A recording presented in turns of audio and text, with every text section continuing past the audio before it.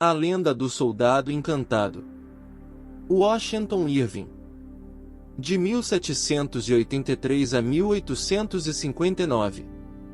Todos já ouviram falar da caverna de São Cipriano em Salamanca, onde, antigamente, a astrologia, a necromancia, a quiromancia e outras artes ocultas e condenáveis eram ensinadas secretamente por um antigo sacristão, ou, como alguns dirão, pelo próprio diabo, sob aquele disfarce.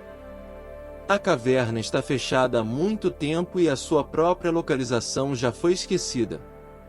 Todavia, segundo a tradição, a entrada da gruta situa-se em algum lugar próximo à cruz de pedra que se ergue na pequena praça do Seminário de Carvajal, e essa tradição parece, em certa medida, corroborada pelas circunstâncias da seguinte história.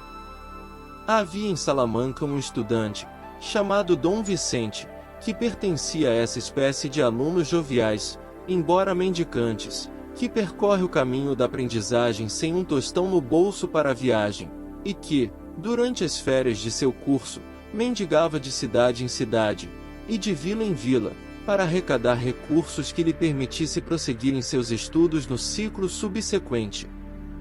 Ele estava, agora, prestes a iniciar suas andanças, e, tendo a música por inclinação, pendurou nas costas uma guitarra para divertir os aldeões e obter os meios de pagar uma refeição ou um pernoite numa estalagem.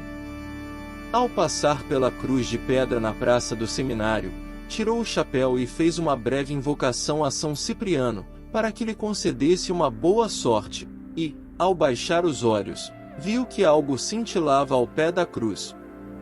Ao pegá-lo, constatou tratar-se de anel de chancela, de metal maciço, do qual ouro e prata pareciam estar amalgamados.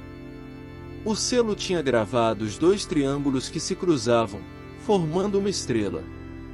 Este emblema é considerado um sinal cabalístico, criado pelo rei Salomão, o sábio, dotado de grande poder contra todas as espécies de encantamento, mas, como o honrado estudante não era sábio ou feiticeiro, nada sabia dos poderes do talismã. Assim, tomou o anel como um presente de São Cipriano, uma prova de gratidão por sua oração, colocou-o no dedo, fez uma reverência para a cruz, dedilhando sua guitarra, retomou alegremente a sua caminhada. A vida de um estudante mendicante na Espanha não é precisamente das mais miseráveis do mundo, sobretudo se ele tiver algum talento para atrair simpatias. Ele perambula livremente de aldeia em aldeia, e de cidade em cidade, onde quer que a curiosidade ou o capricho o conduzam. Os párocos rurais, que em sua maioria foram estudantes mendicantes em seu tempo, dão-lhe abrigo para a noite e uma refeição reconfortante, e muitas vezes o enriquecem com vários quartos, ou meio pence, pela manhã. Quando batiam de porta em porta nas ruas das cidades, eles não encontravam nenhuma firme rejeição, nenhum frio desprezo, pois ninguém considerava uma desonra fomentar sua mendicidade, já que muitos dos maiores eruditos da Espanha começaram desta maneira os seus estudos. Mas se o mendicante é, como nosso estudante, um companheiro bonito e jovial, e, sobretudo, se ele sabe tocar guitarra, haverá sempre para ele a certeza de encontrar uma acolhida cordial entre os camponeses e sorrisos e favores de suas esposas e filhas. Assim, pois, nosso jovem, maltrapilho e filho musical da ciência, percorreu metade do reino, com a firme determinação de visitar a famosa cidade de Granada antes de seu retorno. Às vezes, ele era acolhido, à noite, na casa de algum pároco de aldeia, outras, abrigava-se sob o teto humilde, mas hospitaleiro, de um camponês. Sentado à porta da choupana com a sua guitarra, ele deleitava o povo simples com suas canções, ou tocava um fandango ou bolero para que os rapazes e moças morenas do campo dançassem sob o tênue crepúsculo. De manhã, ele partia, recebendo as palavras amáveis do anfitrião e da anfitriã, e, das filhas, olhares amáveis, e às vezes, um aperto de mão. Por fim, chegou ao grande objeto de sua vagabundagem musical, a famosa cidade de Granada. Saudou, com admiração e deleite, suas torres mouriscas, sua adorável vega e suas montanhas nevadas, que resplandeciam através da atmosfera de verão. Não é preciso dizer com que ávida curiosidade ele entrou por seus portões e vagou por suas ruas, contemplando seus monumentos orientais. Cada rosto feminino que espiava por uma janela, ou refulgia de uma varanda, era para ele uma Zoraida ou Zelinda, e, se deparava com uma elegante dama na Alameda, logo tratava de imaginá-la uma princesa mourisca e estendia sua capa de estudante sob os seus pés. Com seu talento musical, seu humor jovial, sua juventude e sua boa aparência, o estudante arrebatava uma recepção universal, apesar de suas vestes esfarrapadas, e, por vários dias, levou uma vida alegre na antiga capital moura e seus arredores. Um dos lugares que costumava frequentar era a Fonte de Avelanos, no Vale do Darro, um dos pontos de reunião populares desde a época dos mouros, e, ali, o estudante teve a oportunidade de prosseguir seus estudos de beleza feminina, um ramo do conhecimento ao qual ele se sentia algo inclinado. Na fonte, ele se sentava com seu violão, improvisava canções de amor para grupos de admiradores majos e majas, ou os incitava, com sua música, à dança sempre pronta. Era nisto que ele se ocupava uma noite, quando viu chegando o pároco da igreja, e a cuja aproximação cada um tirava o chapéu. O padre era, evidentemente, um homem importante, era o espelho do bem, e mesmo da vida santa, com seu talhe robusto e o rosto rosado. Respirava por todos os poros, à conta do calor do ambiente e do esforço da caminhada. De vez em quando, à medida que passava, tirava um maravedil do bolso e o dava a um mendigo, com um ar de notável benevolência. "Ah, padre abençoado!" exclamavam. "Que Deus lhe dê vida longa e que em breve seja bispo." Para auxiliar-se na subida da colina, apoiava-se, às vezes, suavemente, no braço de uma jovem criada, evidentemente o cordeirinho de estimação daquele pastor, o mais gentil entre todos. "Ah, que donzela! Andaluza da cabeça aos pés, desde a rosa no cabelo ao sapatinho de fada e meias rendadas. Andaluza em cada movimento, em cada ondulação do corpo era uma exuberante e ardente andaluza. Mas era tão tímida, tão recatada. Permanecia sempre de olhos baixos, ouvindo as palavras do padre, ou, se deixava escapar um olhar de soslaio, prontamente o continha, e voltava a fixá-lo no chão. O bom padre olhou com benevolência as pessoas reunidas ao redor da fonte e sentou-se, com alguma ênfase, num banco de pedra, enquanto a criada se apressava em lhe trazer um copo de água fresca, cujo conteúdo sorveu deliberadamente com gosto, temperando-o com um daqueles nacos esponjosos de ovos gelados e açúcar, tão caros aos epicuristas espanhóis. Quando devolveu o copo à donzela, o padre beliscou-lhe o rosto com infinita bondade amorosa. "Ah, o bom pastor!" sussurrou o aluno para si mesmo. Que felicidade seria estar reunido em seu redil, tendo uma cordeirinha de estimação, como esta, por companheira. Mas não era provável que tivesse semelhante sorte. Em vão, ensaiou um daqueles expedientes sedutores, tão irresistíveis aos padres das aldeias e às jovens campesinas. Jamais tocará a sua guitarra com tanta habilidade, jamais cantará canções tão comoventes. Mas, apesar de seu empenho, não lidava agora com um padre da aldeia ou com uma jovem do campo. O digno sacerdote, evidentemente, não gostava de música, e a recatada donzela jamais tirava os olhos do chão. Não ficaram muito tempo na fonte, pois o bom padre já apressava o seu retorno a Granada. A donzela lançou ao estudante um tímido olhar, mas aquele olhar arrancou o coração de seu peito. O estudante indagou sobre eles depois que partiram. Padre Tomás era um dos santos de Granada, modelo de regularidade, pontual na hora de levantar-se, de dar o seu passeio para abrir o apetite, na de comer, na de tirar a siesta, na de jogar o seu trezilo, à tarde, com algumas das damas do círculo da catedral, na de jantar e na de retirar-se para descansar, a fim de reunir forças para mais uma jornada de semelhantes ocupações no dia seguinte. Ele tinha uma mula dócil e elegante para suas cavalgadas, uma matronal governanta, especialista no preparo de iguarias para sua mesa, e a cordeirinha de estimação para maciar seu travesseiro à noite e trazer seu chocolate pela manhã. Agora, adeus à vida alegre e refletida do estudante. O olhar de soslaio, vinda de olhos refulgentes, o havia arruinado. Dia e noite, ele não conseguia tirar da cabeça a imagem da recatada donzela. Procurou a casa do padre.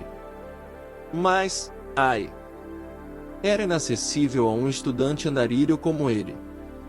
O digno padre não tinha simpatia por ele, nunca fora estudante sopista, obrigado a cantar para comer. Ele rondava a casa durante o dia, lançando, de vez em quando, uma olhadela na donzela, quando esta aparecia numa janela, mas esses olhares apenas alimentavam a sua e desencorajavam a sua esperança. À noite, ele fazia uma serenata sob a sacada da donzela, e, certa feita, ficou lisonjeado com o aparecimento de algo branco numa janela. Infelizmente, era apenas o gorro de dormir do padre. Jamais se viu um amante mais devotado e uma donzela mais tímida. O pobre estudante foi reduzido ao desespero. Por fim, chegou a véspera de São João, quando o populacho de Granada invadia o campo, dançava à tarde e passava a noite de verão às margens do Darro e do Genil. Felizes os que, nesta noite agitada, podem lavar o rosto nessas águas, quando o sino da catedral anuncia meia-noite, é que, neste preciso momento, aquelas águas adquirem o poder de embelezar as pessoas. O estudante, sem ter o que fazer, deixou-se levar pela multidão em busca de diversão, até se encontrar no estreito vale do Darro, sob a altiva colina e as torres avermelhadas de Alhambra.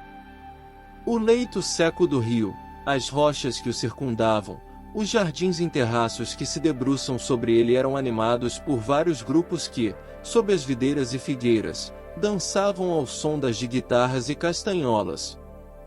O estudante ficou algum tempo desamparado e triste, encostado numa das enormes e disformes romãs de pedra que adornam as extremidades da pequena ponte sobre o Darro. Lançou um olhar melancólico sobre a cena alegre, onde cada cavaleiro tinha sua dama, ou, mais propriamente, cada José a sua Maria, em sua solidão, suspirou. Era uma vítima dos olhos negros da mais inacessível das donzelas, e lamentou o seu traje esfarrapado, que parecia fechar-lhe o portão da esperança. Aos poucos, sua atenção foi atraída para um vizinho tão solitário quanto ele. Era um soldado alto, de grave aspecto e barba grisalha, que parecia postado, como uma sentinela, na romã oposta. Seu rosto estava bronzeado pelo tempo, envergava uma antiga armadura espanhola, com lança e escudo, e permanecia imóvel como uma estátua. O que surpreendeu o aluno foi que, embora assim estranhamente equipado, ele passava totalmente despercebido pela multidão que atravessava a ponte, embora muitos quase esbarrassem nele. Esta é uma cidade repleta de peculiaridades de outros tempos, pensou o estudante, e, sem dúvida, esta é uma delas. Os habitantes estão tão familiarizados a elas que não se surpreendem. Sua própria curiosidade, entretanto, foi despertada e, sendo por natureza sociável, abordou o soldado. Rara e velha armadura esta que você usa, camarada. Posso perguntar a que guarnição você pertence? O soldado, por de um par de mandíbulas, que pareciam ter enferrujado nas dobradiças, grunhiu uma resposta. Pertenço à guarda real de Fernando e Isabel. Santa Maria! Ora, esta guarnição está extinta há 3 séculos. E durante 3 séculos estive montando guarda. Agora, acredito que meu turno está acabando. Você almeja a fortuna? O estudante ergueu sua capa esfarrapada à guisa de resposta. Eu o entendo. Se você tem fé e coragem, siga-me, e sua fortuna está sua. Vamos com calma, camarada. Segui-lo requereria pouca coragem a quem não tem nada a perder, a não ser a vida e uma guitarra velha, ambas de pouco valor, mas, quanto à minha fé, isso é diferente, e não quero expô-la à tentação. Se a obtenção da fortuna se subordina à prática de algum ato criminoso, não pense que meu manto esfarrapado servirá de pretexto para empreendê-lo. O soldado lançou-lhe um olhar de grande desgosto. Minha espada, disse ele, nunca foi desembainhada senão pela causa da fé e do trono. Sou um cristão velho. Confie em mim e não tema o mal. O aluno considerou aquela situação. Observou que ninguém dava ouvidos àquela conversa, e que o soldado caminhava por entre os vários grupos de foliões sem ser notado, como se fosse invisível. Cruzando a ponte, o soldado tomou um caminho estreito e íngreme, e, passando por um moinho e pelo aqueduto mourisco, subiu a ravina que separa os domínios de Generalife e Alhambra. O último raio do sol brilhava sobre as ameias vermelhas desse palácio, que eram vistas lá no alto, e os sinos do convento proclamavam a festa do dia seguinte. A ravina era sombreada por figueiras, vinhas e murtas, e pelas torres externas e paredes da fortaleza. Aquele ermo era sombrio, e os morcegos, amantes do crepúsculo, se punham a esvoaçar. Por fim, o soldado parou em uma torre remota em ruínas, aparentemente destinada a proteger um aqueduto mouro. Ele golpeou a base com a ponta de sua lança. Ouviu-se um estrépito e as sólidas pedras se separaram, deixando uma abertura tão larga quanto uma porta. Entre em nome da Santíssima Trindade, disse o soldado, e nada tema. O coração do estudante estremeceu, mas ele fez o sinal da cruz, murmurou uma Ave Maria e seguiu seu guia misterioso até uma abóbada profunda, recortada na rocha sólida, sob a torre, e coberta com inscrições árabes. O soldado apontou para um banco de pedra talhado ao longo de uma das faces da abóbada. Eis, disse ele, o meu leito por 300 anos. O aluno, perplexo, tentou um gracejo. Pelo bendito Santo Antônio, disse ele. Mas você deve ter dormido profundamente, a julgar pela dureza de seu leito. Pelo contrário, o sono tem sido um estranho para estes olhos, a vigilância incessante tem sido a minha desgraça. Escute a minha sina. Eu era um dos guardas reais de Fernando e Isabel. Contudo, fui feito prisioneiro pelos mouros em uma de suas incursões, e confinado, como prisioneiro, nesta torre. Quando eram realizados os preparativos para a entrega da fortaleza aos soberanos cristãos, um alfaqui, sacerdote mouro, persuadiu-me a ajudá-lo a esconder alguns dos tesouros de Boabdil nesta abóbada. Eu fui, com justiça, punido por minha falta. O alfaqui era um necromante africano e, com suas artes infernais, lançou sobre mim um feitiço, condenando-me a guardar os seus tesouros. Algo deve ter acontecido a ele, pois nunca mais voltou, e aqui permaneço desde então, enterrado vivo. Anos e anos se passaram, terremotos têm sacudido esta colina, ouvi derruir as paredes da torre, pedra por pedra, pela ação natural do tempo, mas as paredes enfeitiçadas desta abóbada se mantêm, desafiando o tempo e os terremotos.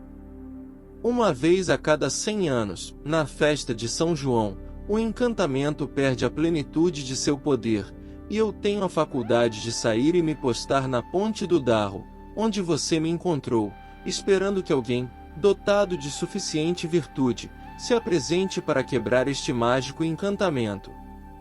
Até agora, tenho montado guarda na ponte, mas em vão. Eu ando como se envolvido por uma nuvem, que me oculta aos olhos dos mortais. Em 300 anos, você é o primeiro a me abordar. Eu agora sei por que razão. Eu vejo em seu dedo o anel com o sinete de Salomão, o sábio, um talismã que tem o poder de quebrar qualquer encantamento. E você tem a prerrogativa de me livrar deste terrível calabouço ou de me deixar aqui, onde terei de montar guarda por mais 100 anos. O estudante ouviu essa história em mudo espanto. Já ouvirá muitas histórias de tesouros encerrados, sob forte encantamento, nas abóbadas de Alhambra, mas sempre pensou que não passavam de fábulas. Agora, dava-se conta do valor daquele anel com sinete, que era, de certa forma, uma dádiva de São Cipriano. Ainda assim, embora armado de seu tão poderoso talismã, era uma coisa horrível encontrar-se, face a face, naquele lugar, com um soldado enfeitiçado que, de acordo com as leis da natureza, deveria repousar, silenciosamente, em seu túmulo há quase 3 séculos. Como um personagem dessa natureza, no entanto, fugia à ordem natural das coisas, e não devia ser tomado como uma brincadeira, o estudante assegurou-lhe que poderia confiar em sua amizade e boa vontade para fazer tudo o que estivesse a seu alcance, a fim de garantir a sua libertação.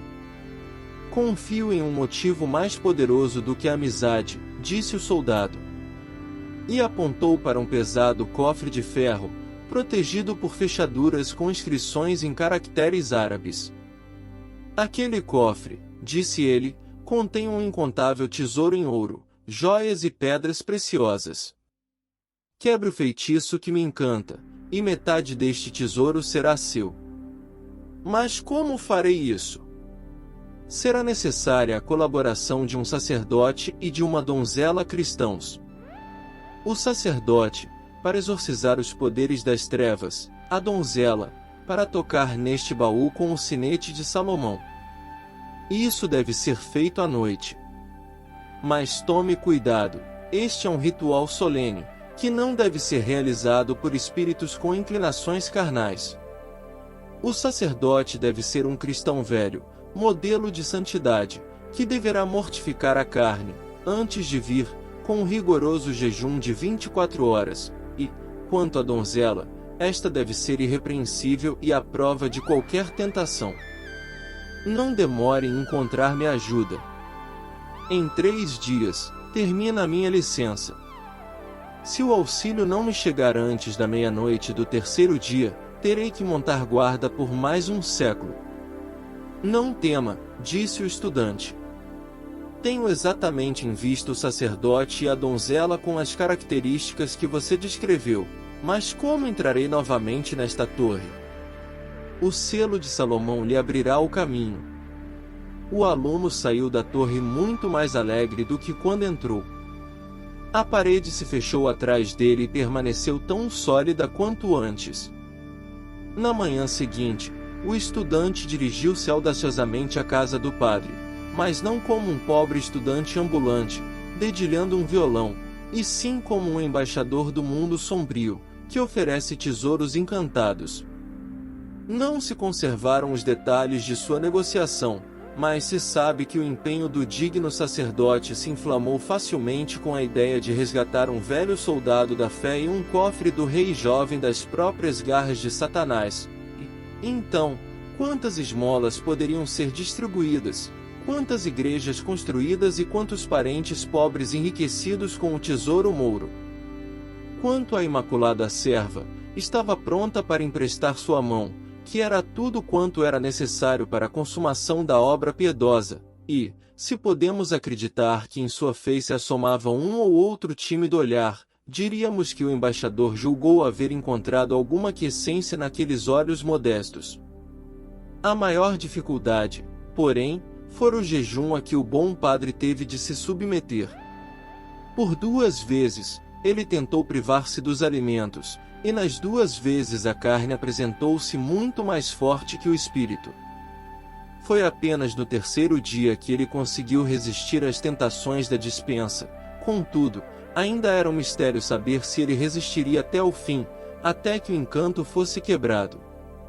Tarde da noite, o grupo avançou, tateando a ravina, à luz de uma lamparina, e carregando uma cesta com provisões para exorcizar o demônio da fome, assim que os outros demônios fossem enterrados no Mar Vermelho. O selo de Salomão lhes abriu o caminho para a torre. Acharam o soldado sentado sobre o cofre encantado, aguardando a sua chegada. O exorcismo foi devidamente executado. A donzela avançou e tocou nas fechaduras do cofre com o sinete de Salomão. A tampa se entreabriu e a miríade de tesouro, em ouro e joias e pedras preciosas, brilhou diante de seus olhos. Ei-lo aberto! Vamos, vamos! Exclamou o estudante, exultante, enquanto começava a encher os bolsos. Hajamos com calma e equidade, exclamou o soldado. Tiremos o cofre inteiro, depois, dividiremos o tesouro. Por consequência, labutaram com grande empenho e esforço. Contudo, era uma tarefa difícil. O baú era imensamente pesado e estava incrustado ali há séculos. Enquanto estavam assim ocupados, o bom Domine se afastou para um lado e atacou avidamente a cesta de iguarias, exorcizando o demônio da fome que se enfurecia em suas entranhas.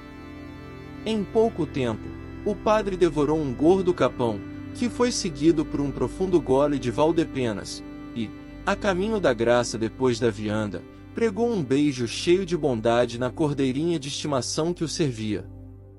Foi um beijo silencioso, dado num cantinho da abóbada, mas, triunfantes, as paredes denunciadoras reverberam o estalo. Jamais um casto beijo causará tão catastróficos efeitos. Ao ouvi-lo, o soldado deu um grande grito de desespero. A tampa-cofre, que estava semi-aberto, voltou a fechar-se, lacrando o interior. Sacerdote, estudante e donzela encontraram-se fora da torre, cujas paredes se fecharam num ruído trovejante. Ai! O bom padre havia quebrado o seu jejum cedo demais.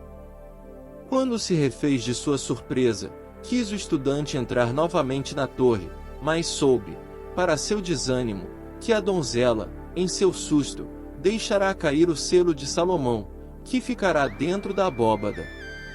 Em uma palavra, o sino da catedral tocou meia-noite, o feitiço revigorou-se, o soldado estava condenado a montar guarda por mais 100 anos, e, sob as abóbadas da torre em ruínas, permanece o tesouro encerrado até hoje, e tudo porque o padre de bom coração beijou a sua serva. Ah, meu padre! Meu padre! Disse o estudante, balançando a cabeça pesarosamente, enquanto desciam a ravina. Receio que no seu beijo houvesse mais de pecador do que se santo. Assim termina a lenda, até onde foi possível confirmá-la.